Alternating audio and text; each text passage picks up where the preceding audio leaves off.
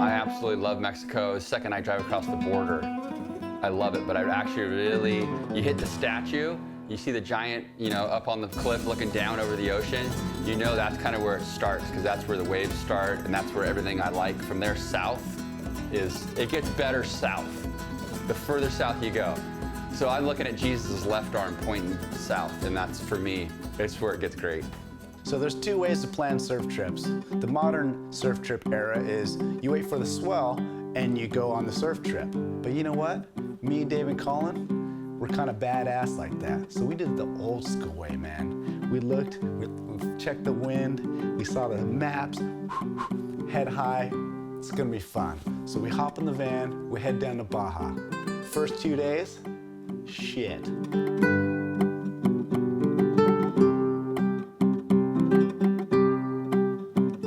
When the waves are that small, a lot of people won't go out because they're short boarders, they can't produce the speed they need. Now, that's not to say Kelly Slater couldn't go out there and rip it apart, but your average surfer is gonna have a lot of trouble creating the speed they want, need to make good turns. Small days lend themselves to less crowds, more waves for me, more fun. It's the only algebraic equation you've ever understood. to break it down mathematically. Colin McPhillips, Dave Kalama. Hey. I don't know how we got him to come to Mexico when it was blown out in 1 foot, but we happened to do it. I'm just here for the tacos. Look at that.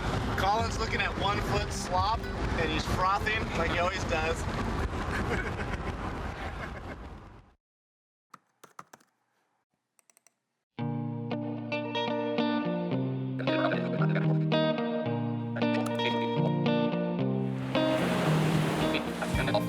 Like, he doesn't just sit there. If he's sitting there, he's daydreaming. And if he's not daydreaming, he's making something that he just thought about. Right where the sun rays, this divided day. About 200 cases like yours, and I've only had 3 go to surgery. So I'm like, this is my guy. Cluttered up my head. Oh, I haven't even been recording. Surf good, you might win. You don't, you lose. It's not that big of a thing to wrap your head around. I've made them my home.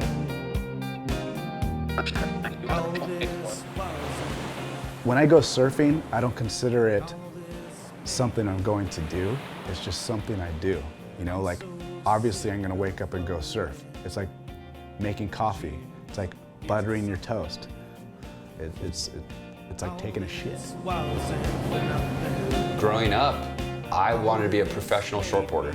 That's all I wanted to do. I did all the shortboarding contests, and for some reason, I could hop on a longboard, and I was just natural. It just felt right at home. When I started out jumping on a longboard and competing, I didn't really care, because what I wanted to do was be a shortboarder, so I wasn't nervous. I was out there just trying to put on a show, and I embraced it and took it on 100%, and thank God I did. Back then, they were world champion tandem surfers, my parents, and the tandem competition was held at Makaha, and it would be on ABC's Wide World of Sports. We'd fly out there. We flew out there 3 or 4 years in a row. I was super young. I don't even know how I remember that, but in between heats or before the event, we'd catch some waves, with me on the front. It was tandem board. That's got to be the earliest I remember surfing. I had basically lost all my sponsors. I had a wife and a kid. I was down to about $200 in the bank. If something doesn't turn in literally about a day from now, I gotta go down and get a construction job, whatever I gotta do to, keep some type of income coming in. And out of the blue, Jeff Hackman calls me and says, hey, are you still looking for sponsorship? I had reached out to him a year prior looking for sponsorship with Quicksilver, and they had declined at the time. And I tried to play it a little bit cool, like, yeah, I'm looking around, nothing specific for sure. If he only knew the truth and how bad I needed sponsorship and how little I would have taken at that point.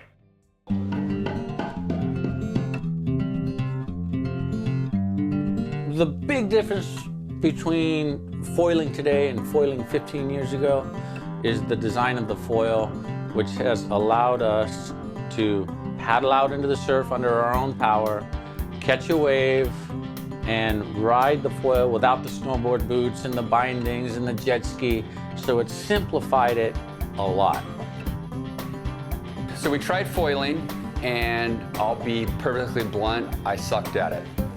It was really hard. Tried it once, failed miserably. Foiling is definitely hard. Like, I have zero foil experience, and it's seriously like learning how to walk. And don't think you're just gonna paddle out and all of a sudden you're flying. It doesn't work like that. It literally doesn't. You can think of it like learning to fly a plane. You don't get in a plane and assume, I can fly a plane. Hey Kooks, what up? Dave Kalama was right. This foil business is not as easy as it looks. So we're off to some secret village in Mexico to try to get a boat and tow behind it. Sounds like a good idea, but I don't know if it's a good idea. It's probably not a good idea. But we all know it's not a Mexico trip until something goes wrong. All right, we're here. We found boats, 4 or 5 boats. We can't find anybody to take us out. Muy peligroso is all we hear. Very dangerous. They might be onto something. It's foggy. We're ready to give it a go. Tow us around, teach me how to foil.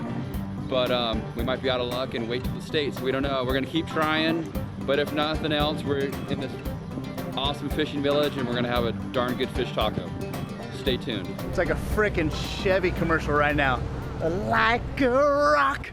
What these trips turn into be is that, yeah, there's a little bit of good surfing, but a lot of just BS with the bros. And those are the memories that you hang on to the most is, you know, having a beer around the campfire, going to the sketchy taco stand place, like watching your buddy eat something kind of sketch, but you tell him it's okay. You know, oh, for sure, try that salsa, it's mellow. You know, all the funny stuff that happens. You know, you order a tequila and it's not tequila. We all know it, but we still order another one. I went in the women's bathroom. It didn't work out taking a boat in Mexico. So we did the next best thing we could think of right then, is just go get fish tacos. Had a good lunch, and then went back to doing what we know how to do, is surfing later that evening. So the day was perfect. First 2 days, terrible. Windy, like we're twiddling thumbs. Like I caught Dave watching the Ellen show like for hours, and he was actually laughing, so I think he liked it. You know, the saying, we're trying to make chicken soup out of chicken poop, that was literally surfing in chicken poop. But just like every other surf trip, there is a part where the sun comes and the clouds emerge, the wind gets low, and all of a sudden, Magic Mexico happens. Foot overhead, we're the only ones out there, sunny, super fun, not making this up. Not making this up. I like it.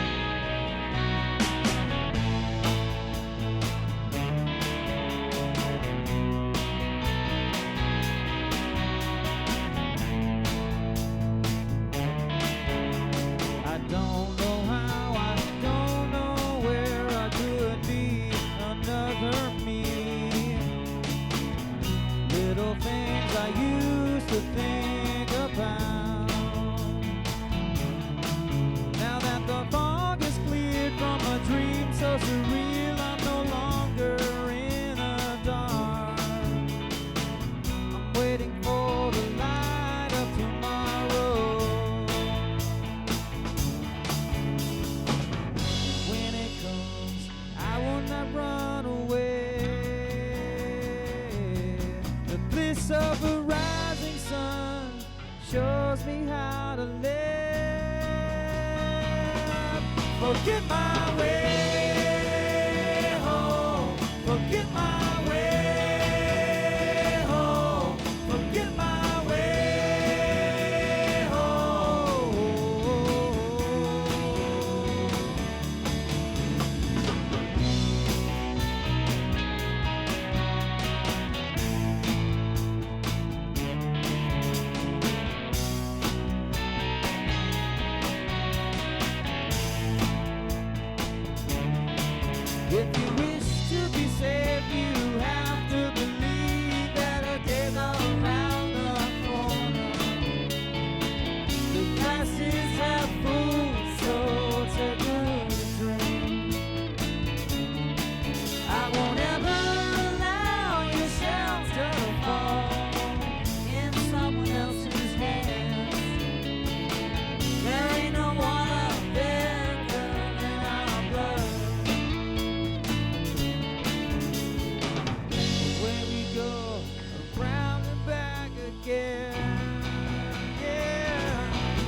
What has drawn me to foiling is that feeling of flying, of truly levitating over the water.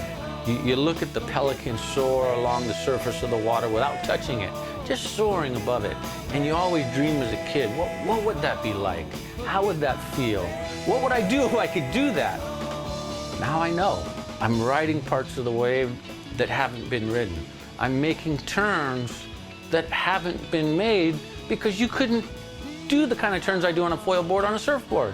The canvas on which you can paint has just tripled in size. So that means my interpretation of what I can paint has just tripled in possibility. I love that. Whether I fill the whole canvas or not, that freedom to go where I want and do what I want is incredible. And it's new and it's exciting. And it makes me feel like a little Grom again, which makes me feel young. It excites me. And probably the most important thing out of all of it, I'm having as much or more fun than I've ever had in my life. What's that place they keep all the gold? Oh, all The fort? Fort Knox? Fort Knox. Yeah.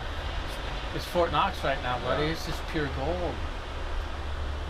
The joke's not really funny if you have to explain it before you deliver it.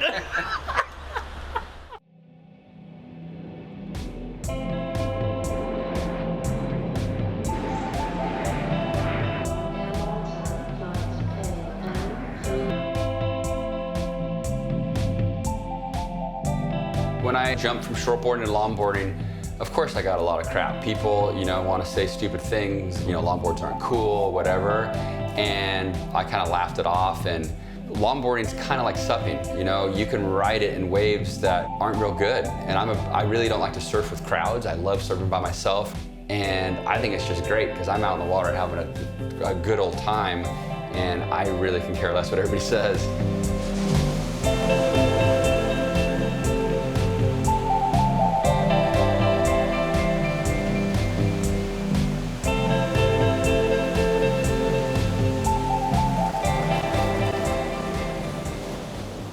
Before you decide on anything, you've got to do it.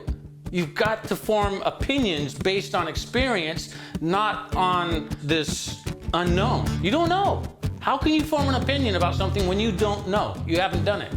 And so that was kind of an awakening for me that, hey, it doesn't matter what it is, try it. Just try it. Might like it, might not, but at least your decision will be based on truth, not on speculation and fear of what you think might happen. And so that's kind of when I went, canoe surfing, I'm in. Teach me how. Tandem surfing seemed goofy before, but now let me try it. And so that opened my mind to everything. And it went from surfing to every aspect of my life. Before I form opinions about anything, I should try them. The guys who give me crap are people I know, and they suck at surfing. They're just diehard surfers, but they're not any good. It's like the weekend warrior guys. At the end of the day, man, you're behind the desk, and I'm on a wave that morning.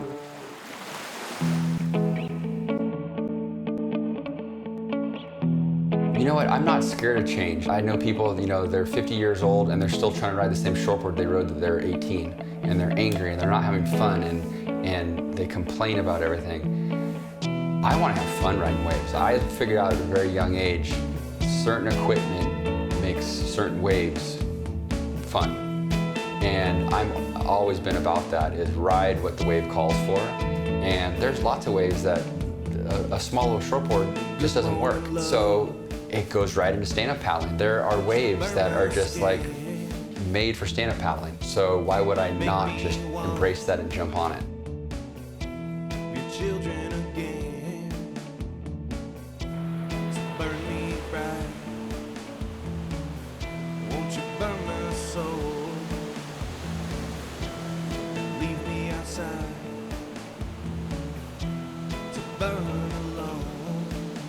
My father called me up and he said, there is a whole group of Kalamas and we're doing the Molokai Hoi, the canoe race from Molokai to Oahu. And I say to my dad, Dad, I've never paddled the canoe before. I don't know what I'm doing. I'm not doing it. There's no way. Because I didn't want that pressure of letting down the family, not knowing what I was doing. stop being awkward, right? About a month later, 2 days before the race, my dad calls me again and he goes, if I have to fly back to Maui to get you and drag you back here physically, you are going to do the race. And I tried a feeble, no, I'm not. And he went, yes, you are. And I knew that calmness and I knew that tone meant he's not fooling around. So all of a sudden the realization comes over me. I don't know what I'm doing. I'm gonna make an ass out of myself. And anyway, I do the race. And it ends up being one of the most fun things I've ever done in my life. And it dawned on me, what if everything you're afraid of is like that? One thing that people might not know about me in the SUP world was, like, through high school, I was in all these, like, punk rock bands. You know, you're in bands for like 2 weeks at a time, then you start this new band. And then you start a band just so you could play this party that's coming up.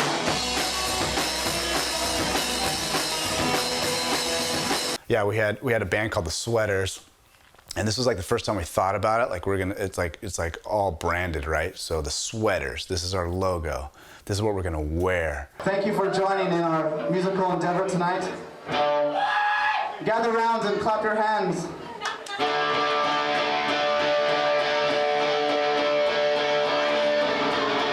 So we're getting ready for the first local show. And it's gonna be in San Clemente, this dive bar. Sick bar, I think it's still there, called Knuckleheads.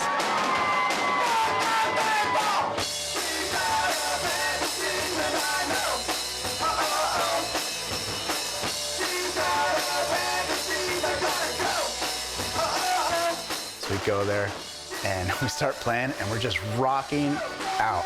And midway through the song, I'm like, dude, like in my head, I'm like, this is really hot. I'm really, really hot. Like, we're sweating, like, super gnarly. We've been in like a sauna, and we end the song, and I turn around and look at all the guys, and everyone's just drenched with sweat. Right then, we're like, yeah, we're not gonna be named the Sweaters anymore.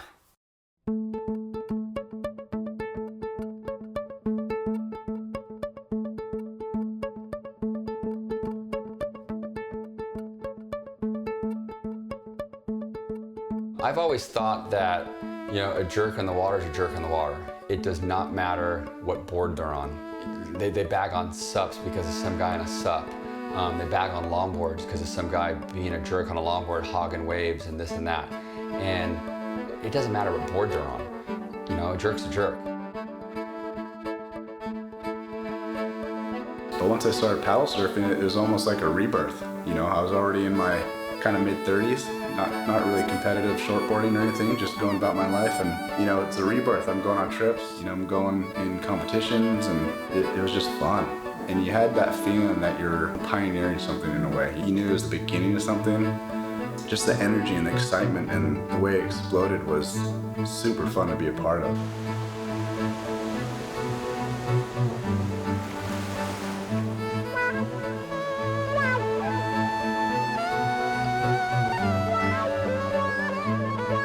I've pushed my kids into going after their dreams. I tell them, when you get older, figure out a way to make a living off what you love to do. I want them to chase that. It might mean they end up roaming around living in a van, but you know what? Van life's like the new hip thing to do now. My biggest fear, I would say, is if they ended up in a 9-to-5 job, in a cubicle staring at a wall, I basically failed as a parent. Probably the most fun wave I've ever caught was about this tall with my Grom. It's funny something so simple could be so rewarding and so life-changing. You know, after all the good waves I've had all over the world, like that's one that sticks out in my mind. You know, a 1-foot wave at Waikiki. Being down here on a surf trip where all I got to focus on is surfing and hanging out with a couple of guys that really inspire me.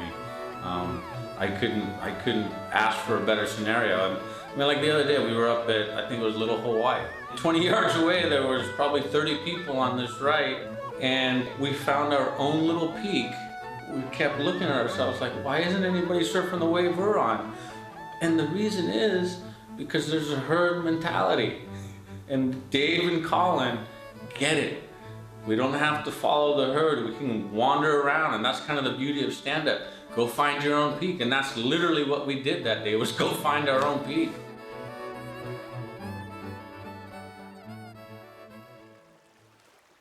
Costa Rica. We've had so many good waves. You know, me and Colin were just sitting having a beer. Kalama had a beer. Yeah. Got that on Snap. And there's some mornings I really don't want to get up at 6 to take the kid. And the white Alba, you taking it? She's like, hell no. You're taking it. I know, it's like I'm gone enough that when I'm home, I say yes to everything, dude. Like, hey, we need to go to Trader Joe's. All right, I'm on it. Hey, can you pick up the Groms? Of course I can. Because I know Costa Rica's coming in 2 weeks. But it's true, man, their job's freaking hard. For whatever reason, you know, the mom's harder job than the dad.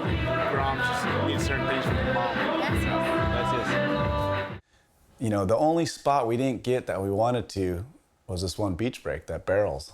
And it just didn't line up, and we were just talking about how, man, it would have been really nice to get spot X. Went to sleep, thinking we're gonna sleep in, get on the plane, you know, take our time, you know, get everything situated. I'm gonna have my passport here, I'm gonna have my pen here, you know, just show up legit. We wake up, I look out my window, and like the wind is doing this thing where you're kind of like, is it doing its thing? So I walk out of my door, bedhead. Colin opens up, he's got bedhead. Shook up Kalama like this, woke him up. We look at each other, and it was on. We knew Spot X was going, dude. And we were all thinking, we don't have time for this. We're gonna miss the flight. In our heads, we're like, oh yeah, we'll just go catch a couple, you know, and come on back. And we all know it's just, we're full of BS. But we went, and we scored.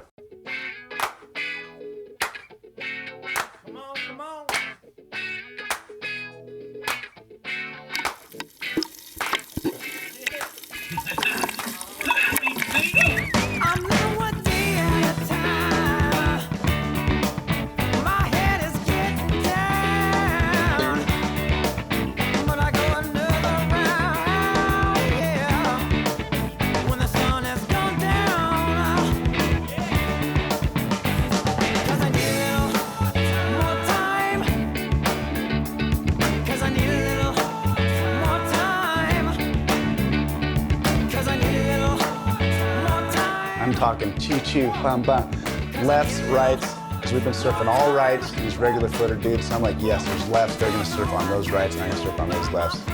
Solo.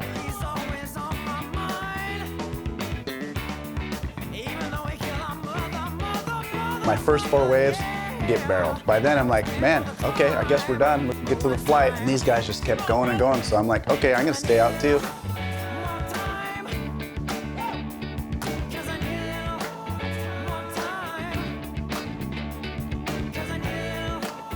You could tell the ones you're gonna make it out. You know, they're a little more, not as scary, they're a little more pretty. You know, the angry, dark ones are the ones you don't make it out. But it's just that thought of like, what if I make it out? I'm gonna be pretty cool.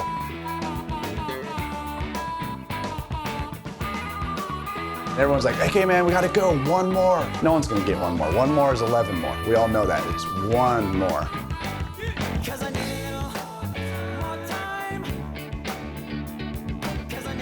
Crap, dude, we're missing our flight. Like, it's going through my head. I'm like, okay, my excuse to the wife. I'm calling work, but we're still just like, hey, 1 more. So we all get out, we pack up. You know, the worst packing boards you ever seen in your life, like wet, sandy. Like, I'm in the car, he's mad because I'm wet. It's hot, nothing, and we're starving, and we're going. And we're all panicking. Freaking monkeys swinging like this. There's a cow right there. The dirt road is just the worst you ever seen. And you're just blasting like,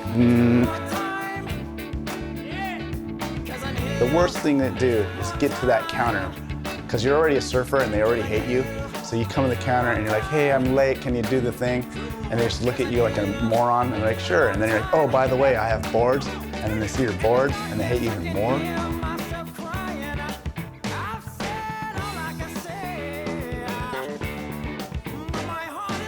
So we pull